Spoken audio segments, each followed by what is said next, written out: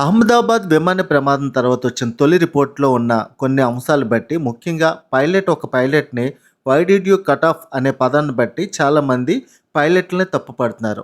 దాని ద్వారా వారికి మరణం తర్వాత కూడా సరైన గౌరవం లభించట్లేదు.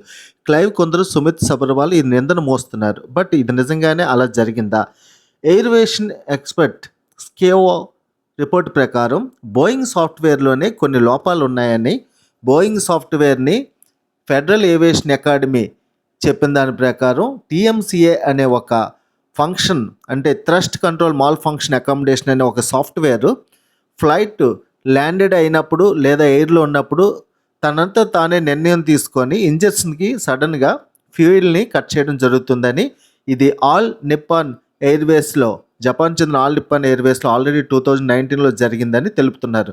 ఇందువల్ల తొందరపడి పైలట్స్ నిందించడం అనేది తగదని, వాళ్ళ త్యాగానికి మరణానికి మనం కొంత గౌరవం ఇవ్వాలని, సాఫ్ట్వేర్ లోపాలను సరిదిద్దాలని తను కోరారు.